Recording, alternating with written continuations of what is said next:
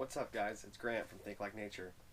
It's a beautiful day out today, and I need to build some pots. So let's get into it.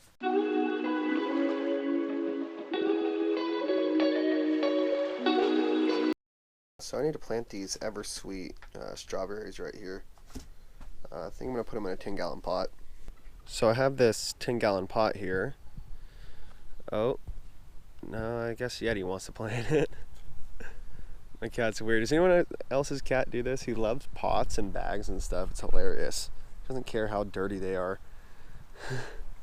So anyway, you take your 10-gallon pot and put a cat in the bottom. Basically, at the bottom of this pot, we're gonna put a nice layer of sticks. All right. Well, my cat wanted to take that pot, so I think I'm gonna put him in this guy instead. I think they'll do a little bit better in here anyway.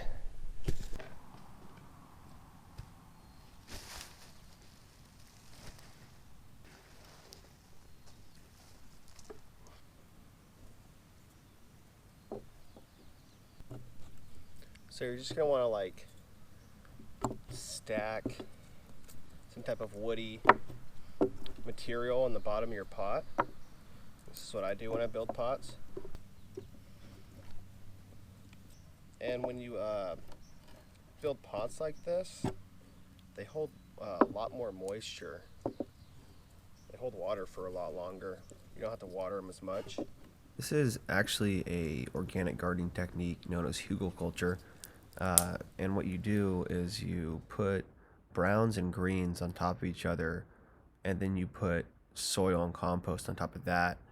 And what that does is allows the pot or a raised bed, whatever you're building, to have nutrients directly inside of its structure that release over time. So when fungi eventually colonize these wood pieces that I'm putting at the bottom of the pot, they'll break them down and make those nutrients inside them ready available to the plant life that they are in a symbiotic relationship with. Making a Hugelculture mound, but inside of a pot. So I don't intend on building this pot like this for a really long time, probably until the sides rot out, honestly. Because I won't really dig into the soil too much once it's built. I'll just keep adding stuff on top of it, more or less. I might take a little bit of soil off the top if it gets too full, but that probably won't happen. This is a no-till organic gardening technique, and it's really useful if you have a bunch of green waste, kind of like I do, because I just bought this house and I'm kind of redoing the landscape a little bit. But it's a good way to utilize that green waste and recycle it and just kind of keep it on your property, because these plants, they did a lot of work and captured a lot of energy, and stored it inside of their branches and their leaves. And what we're doing now is just kind of consolidating all that energy into this pot, and over time it'll just leach out and be really beneficial for whatever type of plant we have in this pot.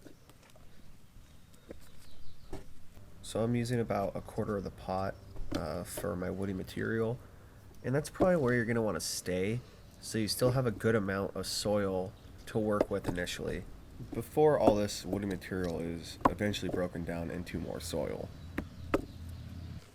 Alright, so now I'm just filling this with some weeds. This is nipplewort that grows on my property, but it's just a weed, essentially. I mean, you can use it for things, but there's a lot of it. So I'm gonna put this in my pot. Alright, and then what I'm gonna do is sprinkle just a little bit of this on here. You don't really have to do this, but I think this gives it a little bit of a kickstart. Throwing the chicken manure on there. You could also just throw the chicken manure on there if that's all you had. You just want to put something green on top of this nice brown bottom layer. All right, now I'm going to build the soil.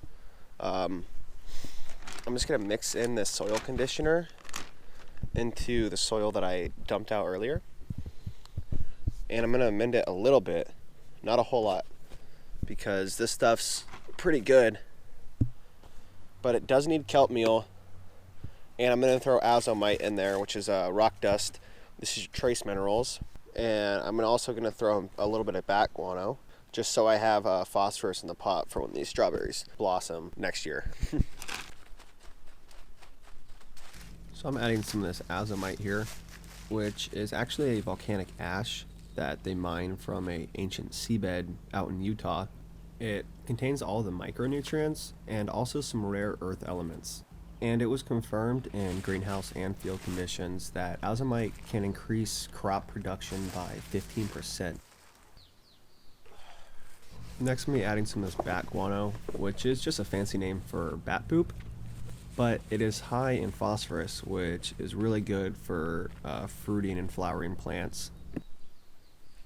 Next, I'll be adding some kelp meal, which is just dried and crushed seaweed, but it's really cool because seaweed actually filters seawater throughout its life and stores the nutrients that are floating around the ocean inside of the plant structure. It has an NPK of about 104, but it contains over 70 vitamins and minerals, so it's pretty clear why plants like this stuff. The last thing I'm putting in is soil conditioner from Fox Farm, and it's just a mixture of aged forest material, earthworm castings, and bat guano, along with humic acid and beneficial microbes. The beneficial microbes are arguably the most important part because they actually interact with plants in the rhizosphere, which is a small area in between the roots and the soil, where microbes will trade nutrients for root exudates. And if you guys want to get any of these amendments that I'm using or just check them out, I've linked them all below in the description box.